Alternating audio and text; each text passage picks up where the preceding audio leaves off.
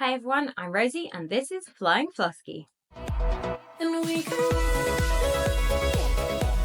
you and me together. And we can you and me forever. I've just realised I've done a whole video without my mic on, so we'll see how the sound is. Sorry. If you've been here before, it's lovely to see you. And if you are new, my name's Rosie. I am in my late 30s. I'm 5'0", and I'm currently on a Mounjaro adventure. You might have heard of Mounjaro. It's a GLP-1 agonist. It is known as Mounjaro here in the UK and in the US when it's licensed for diabetes. It's also known as Zepbound there for if you're just using it for weight loss. And the chemical name is tirzepatide. It is similar to Ozempic, Wegovy, and semaglutide, but it has like an additional boost of weight loss goodness, which, oh, I forgot I was wearing that, which I have tried to explain in my previous videos. So you know what, if you got it from that, well done, because I didn't really know what I was talking about. But if not, there are some much better explanations out there, and I'll try and find one and drop it in the description. So how am I feeling? Do I have any side effects? You may or may not have seen my previous video when I took the golden dose, which is that magical little 5th dose that you can get out of your pen and inject. It's kind of the leftover, but it does equate to a whole other dose. So that was my last dose of 2.5. I thought I was being clever because we were going to the States. Well, so we flew over. I ate maybe 80% of my first plane meal, didn't have any snacks, and didn't have the second meal because I was just still full. But what we did have was 2 glasses of champagne and then this Cotswolds cream liqueur, I think. Devon cream liqueur, I don't know, somewhere in the UK, cream liqueur, and I had 2 glasses of that. It's kind of like Bailey's. But I was fine. I was on the plane for another 2 hours after that, and no issues whatsoever. But then we got off the plane, and this was like a special inaugural flight of Global Airlines. I've got the video up on the channel, and we were talking to this guy called Simon Calder, who's like one of the most respected travel journalists in the UK, and I was having a real fangirl moment. We took a selfie, then we got on the bus, and so did he, to drive to the terminal. Then the CEO of the airline, James Asquith, also got on the bus. Everyone was making small talk, and you know, it was a moment to have a bit of a one-on-one. But we got on the bus. I was fine. The doors closed, and within, I'm going to say 10 seconds, I knew I needed a bathroom. I needed a bathroom now. Now, I have had like undiagnosed IBS of some form or another for maybe, I don't know, 20 years, 18 years. So I know the feeling, but normally I get about 15 minutes notice. Like if you're talking to me, I'll start to get a bit stroppy, a bit like quiet and snappy as my tummy's feeling bloated and I'm starting to think, oh no, here we go. But this was, I don't know, from 0 to 100 in 10 seconds. And I don't know if you've been on those like plane to terminal buses, but they are slow. So firstly, it went all around the edge of the plane while everyone else was filming, having a chat, being lovely. I was just gripping onto the pole for dear life and clenching everything I had. Luckily, when we got off the bus, there was a bathroom right there, right at the entrance to the immigration hall. So I was okay and didn't have an accident, but oof, I can't even tell you. If it had been any sooner, I'd have been in real trouble. The next day we were hiring a car from Manhattan to drive down to our friend's house in Maryland. And so I had some smoked salmon and some scrambled eggs. Quite innocuous, I thought, and you know, high in protein, trying to be good. And we left the diner and we were walking along the road with our luggage. And again, my tummy just went, nope, rejecting that. And I had to run to a bathroom in Macy's with my luggage. And like we went downstairs to try and find it. And Macy's is big. It's almost like the size of our block. In fact, it's the width of our block. And we had to go from one end all the way to the other to find the bathroom. And yeah, again, I was slightly concerned that I wasn't going to make it. So this instilled in me deep food fear. I mean, going from food noise to food fear. Is that any better? I don't know. I was too scared to eat anything before we got in the car. You don't know how far apart the services are, especially when you're in a different country. It turns out it might have been the right decision because I think we saw one or two on our entire drive on the Jersey Turnpike. It's not terribly well provisioned. We went for dinner that night. I had some grilled fish tacos, like two grilled fish tacos and some margaritas, and I was fine. So then the next day we went to a baby shower, which was lovely, and they had a nice buffet. But again, the food fear set in because they had cupcakes. So I had a sandwich with deli meats, and that was fine. But they had cupcakes, and they looked delicious, and I really wanted one, but I hadn't tested cake. Like I haven't really tested those kind of high fat, high sugar combo foods. So I haven't had any pizza. I haven't had any cake in general, any ice cream, because I just haven't been wanting them and they haven't been in the house. So I didn't know how that was going to go. And there was only a small bathroom that was like right there in the event space. So I was like, oh, well, I can't really have that. So I was definitely like self-regulating, and it felt disgustingly diety. But it's not because I don't think I can have a cupcake. I mean, the problem is when you eat 10. The problem was I didn't know how my stomach was going to react. I've spoken to people and they said they had a pizza or two slices of pizza and they were ill for 5 days. I've seen other videos of people say they ate cake and then they had the worst stomach pain of their lives. And I was like, you know what? I just can't do this in another country. While we were picking up bits and bobs for the baby shower, I had my first really big non-scale victory. We went to pick up the smallest bag of ice that we could get in the supermarket for this baby shower, and it was a 16-pound bag of ice. And Carl was moaning about how heavy it was, and I was like, that's how much weight I've lost. And we both kind of stood there in shock because, yeah, it was heavy. But then again, I was so paranoid for the drive back up that I didn't eat anything on the Sunday all morning and all afternoon. Because, yeah, I was just absolutely terrified of having an accident in a hire car or on the side of the Jersey Turnpike, which would have just been mortifying, obviously. And then when we got to the hotel, I was really hangry, and I don't get hangry, but it was about 8 o'clock at night by this point, and I was super duper hungry. And we got into the hotel room, and Carl was like faffing around with something and taking photos, and I was like, "Feed me!" So we got the food out and had a room picnic, and it was very nice. And the pickles were lovely, and I really wish we had those in the UK more because they're really low calorie. They're delicious. I guess the sodium might be quite high, but as a treat, I think it's better than chocolate. Then we flew home in business class, which obviously involved a lot more champagne again. And I think I managed to eat, I had some food, but not a lot. And I recorded a little bit when we were on board, so I'll pop that in now. I'm on the flight home. Let's talk food so much. So it's breakfast. I don't normally eat until lunch because I'm just not hungry. But because was brought to me and it's in front of me, and it's business class food this time, it's like I'm gonna eat it.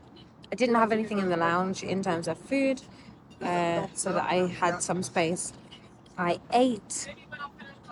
What did I eat? I ate two cherry tomatoes, both my sausages, one rasher of bacon, one bite of scrambled eggs, but it had onions in, so and maybe 60% of my fruit salad. And then I was like, oh, I'll just eat my yogurt. Come finish my yogurt. I'm so full. When I first hopped on the scales after we got home, it it hadn't really shifted. But a couple of days later, when it was my official weigh day, yeah, it had gone down a bit. And I think that was definitely the flying effect, because you're always heavier when you get off the plane. It's salt, it's dehydration, it's like your body hanging onto any bit of water it's got. I don't know what it is, but it's never a good idea to get on the scales when you've just flown long haul. Okay, it is my first milligram dose from a new pen. I was injecting in the morning here on my Thursdays, but because I'm going up and I don't know what the side effects will be, I decided that I didn't want to have them at work, and so I'll go back to the evening to give myself a chance to not throw up or poop at work. Doesn't look any different from the last ones. So, I mean, this should be an easy routine now, shouldn't it? I'm going to stick with injecting in my tummy just because I feel like I felt less like rubbish when I did that. And now they say it's not so important to go around the different sites, depending on which doctor you listen to, I suppose. I'm going to stick with Old Faithful. I'm not just nervous about the needle on this. I am nervous about doubling the dose. Like, I know this one's doubling and the next one's only a thirding up, but it feels bigger. I don't think I can do the golden dose with this one because I'm taking it away on holiday, and I think it's a bit too much to try and keep it cold for the entire time and then bring it home again. So it might just be these 4 doses and then nada. Jab time. Why is it always okay until this moment? I'm almost there. I don't like it when it's stingy. Maybe it was because it was higher up on my tummy, but that was definitely stingier. Not a fan. Not a fan of a stingy jab. I have to move back further down, maybe. It's still a fat tummy, so it's not like it's lacking flab to inject into. Week 6, the only thing we really did was we went for a bottomless brunch on Saturday. This place, we went for an Instagram visit, and you could have bottomless beer, prosecco, rosé, rum punch, or something else I can't remember. Oh, Aperol spritz, which was really good. But you know what? I managed half my brunch dish and 3 drinks. So I had 2 glasses of prosecco and then 1 Aperol spritz. But getting I really struggled with that Aperol spritz. That was 3 hours it took me to be able to drink those 3 drinks, which is not the spirit when you're at a bottomless brunch. The dish that I picked was toasted brioche with goat's cheese cream on, and loads of like blueberries, fresh blueberries, and blueberry compote. And oh, it was delicious, but I just couldn't get through it. I did feel utterly wiped out for the rest of the day, and we went to Westfield to try and help Carl find a shirt. Oh, it came in waves. I was just absolutely fatigued. I needed to go home, but I really wanted to help him find something, so I stayed out. Made it through the day, but like I said, this was kind of day 1 of I should have had a nap and I didn't. So it's been eating protein yogurt and some fruit for breakfast, and then like 1 big gusto meal. They are still absolutely saving my life. I think I'm a gusto stan forever. So what have I had? I've had like lentil moussaka. I've had an almost entirely failed meal of teriyaki chicken, edamame, pickled cucumber, and candied sweet potato, but I don't know what happened to the teriyaki sauce. I poured it on the chicken skewers and it just went straight through onto the baking tray and never really turned into a sauce at all. I had pasta with chili, garlic, double cream, and I popped some chicken in. Oh, and asparagus. That was the meal, and then I put some chicken in as well just to get some more protein. Things like that. I'm not sure there's really much else to say about week 6. It's all just been pretty normal. I haven't had any more side effects other than being tired. I think that's now just going to be a given. and I haven't really had time to have a nap at any point, which could balance it out a bit. What I have struggled with is drinking enough water. So we're back on it. We're back on the water goals. Did I meet my goals that I set myself of doing exercise? Not really, honestly. I've just been tired and busy. I've managed to do one workout. That's pretty lame. Again, it just proves that this helps shut down the food noise, but it's not going to replace willpower, because the willpower to exercise is what I have not got. If you've made it this far into the video, I'd love it if you'd give me a like, hit the subscribe button and ding the bell for notifications of my future videos. Let's have a look at some of the comments from the last video that I thought were worth highlighting. Sarah Lovell 4611 asked why I decided to titrate up to 5 milligrams when the 2.5 milligrams was working. Firstly, I never knew what titrate up meant until very recently, and my friend was talking about her medication, and everyone just says it all the time like it's something we all know. It means to increase a dose of medication. So, the more you know. I decided to move up to the 5 milligrams because I'd read in a few places that the 2.5 milligram dose was just to kind of get your body used to what was going on, and that the 5 milligrams was like the first kind of low but proper dose. I don't know how true that is, but I thought, why not? And if I do think that it's too strong, it's really easy to then just halve the dose from the pen each time I inject, rather than getting 2 weeks into a 2.5 milligram pen and the food noise going back, and then trying to find a way to inject more and get through it until I can get the next pen up. So that was my theory. As ever, I don't really know what I'm talking about, so we're all just blagging our way through this, right? Naheem Razak. Remember, the slowing of digesting food also leads to bloating in the midsection, but that will eventually lessen. Gosh, I hope you're right. My tummy is a pot belly. Even when I was a size 6, it was a pot belly. So it is my main problem area. It will be always the last to deflate, and I cannot wait. Lastly, if I didn't get to you and you said something nice to me, thank you so much. I really, really appreciate it. You have no idea what a boost it is. And if you're on your own weight loss journey, I hope it is going in the direction you want it to and that you are happy and healthy. Okay, here we go. On to story time. As if I didn't already share too much with the New York story. So I was going to tell you about the day I decided to buy Mounjaro. So obviously the world has been talking about Ozempic for a little while now. It's been in all the media, all the celebrities that have been on it. We've seen some crazy transformations, like Meghan Trainor is looking incredible. And kind of the good and the bad things that have come out in the news. So obviously that is in the back of everyone's consciousness. I think everyone's heard of Ozempic now. And then I spoke to some friends that have been using the weight loss jabs. I think, one's on Mounjaro, one's on Ozempic. There are a few people at work who I didn't know had done it. I just thought they had crazy willpower. And so I started kind of talking to more people about it. And as I was speaking to these people, I found out more about the price and the availability, like how you go about ordering it through a private pharmacy. And actually, I didn't think the cost was prohibitive.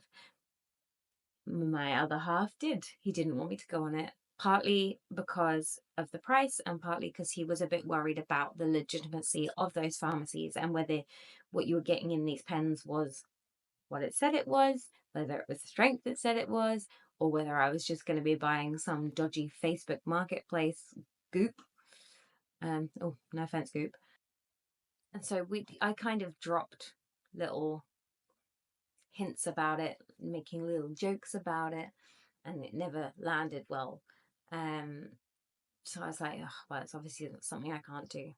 And then I had a conversation with someone at work, and I was having a bad day as it was, and I had a real effort moment. So honestly, I hadn't done a load of research.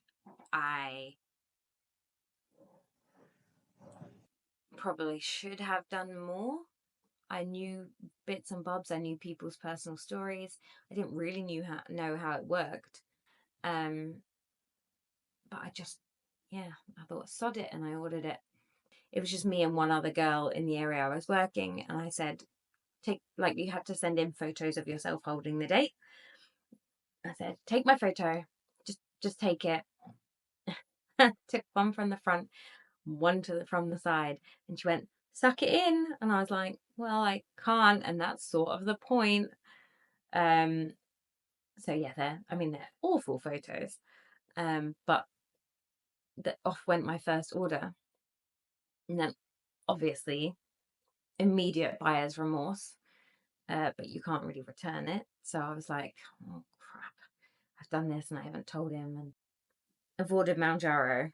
I'm really sorry, I can't return it, so I'm just going to give it a go. So walking down the road, and he wasn't super impressed that I'd done it without him, and that's fair. He said, he voices concerns about the cost and the not efficacy, the safety of the drug, and I did my best to reassure him. I said, look, I will work the overtime to pay for it, which I have done. And then the next day, the other thing I did was, we'd been back in the country from Canada probably 3.5 weeks. And I just went through my bank statement and I looked up all the takeaways, the junk food transactions, like all the food that I had bought that was not legitimate mealtime food, not real food, junk of all descriptions. And I added it all up, and it added up to about the same amount of money as the Mounjaro of the first month cost me. And I was like, well, you know what? This might balance out, but I've done the overtime anyway. It doesn't hurt to have some extra cash, does it? Then, as you all know, he helped me do my first injection, and I would say he's definitely come round to the idea. And now he's asking me, like, how are you feeling? How's it going? How's your weigh in? So I think he's on board. It is now the end of week 6, and I've just done my injection this morning, which, as ever, I'll pop in a little thing of it here. It's my 6th injection here in the bathroom, and I'm still on the 5 milligram pen. It was going to be my second dose of 5 milligrams. Is that right? Yeah. No. What? Oh. It's my 7th injection. Today I'm listening to the 10th anniversary Les Miserables, concert cast recording that was at the Albert Hall many moons ago, because it is still the best cast. Fight me. So I'm just prepping the pen. I mean, I've already got the shakes. You know what I've just realised? I'm wearing a play suit, which means to inject my tummy, I need to get out of most of the play suit. So let me finish prepping the pen, and then I'm going to turn you off for this one. Tip, tap, tap, tap. A little squeeze. Okay, that one didn't hurt as much as last week. Yes, last week was real stingy. I don't know why. So it made this week slightly scarier. But I thought I did it pretty slowly, and then it felt like there was some medicine on my skin still. So I don't know. Left it in and counted to 5, all the stuff. It went directly in. It didn't bend. Didn't cause, it didn't produce any blood. But yeah, I felt like I had at least a drop just on the skin around the injection site. So I don't know if it was all gone in. I guess we'll find out in 5 days when I start eating everything in sight or not. At the end of week 5, I weighed in 161.5 pounds, which is 11 stone 7.5 pounds, or about 73.25 kilograms. That means I'm 17.5 pounds down. At the end of week 6, I've had a bit of a whoosh, and I've gone down to 11 stone 4, which is 158 pounds or 71.6 kilograms, which is a massive weight loss. That's 3.5 pounds down from this time last week, which is insane. I don't know if it's because I'm dehydrated, and like I said, I'm trying to drink more water again, or what, but That's kind of crazy, which means I've officially lost 21 pounds. 21 pounds in 6 weeks feels like too much, so I probably am not working out. I'm definitely not working out enough. And I think that needs to be something I focus on, not in the next 2 weeks, but in the following 2 weeks, because I don't have a chance to do much strength training in the next 2 weeks, and I'll tell you why in just a second. The only goal I'm going to be setting for weeks 7 and 8 is to get my water intake back up. We're going to be away for 2 weeks in Uzbekistan and Kyrgyzstan.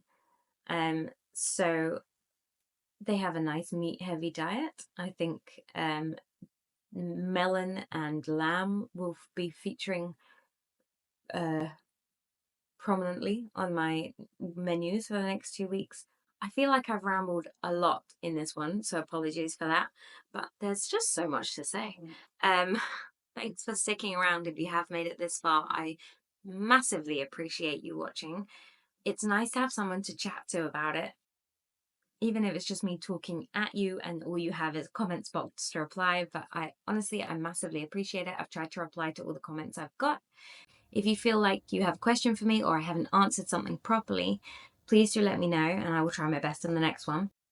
Oh, that reminds me. Someone asked me in the comments about the kind of magnesium I had. So I just ran to get that because I realized I forgot to reply because I got the message when we were in New York and I couldn't check. So it's Bioptimizer's Magnesium Breakthrough. I feel like I'd heard about this in my intermittent fasting days. And yeah, like I said, just never got around to getting it. So this has magnesium chelate, bisglucinate, bisglucinate, sucrosomial oxide, malate, orotate, taurate, and citrate. A whole bunch of different kinds of magnesium. I need to research again and find out which one is the one that deals with sleep, because yes, I've had a couple of instances of a bad tummy, but it hasn't been as much as when I was taking the magnesium. So I'll be back in just over 2 weeks to have a weigh-in, let you know how I got on in the stands, how I ate or not, and whether things agreed with me or not. Thanks again for being here, and whatever you're up to, keep up the good work. Bye. I see a light, and we can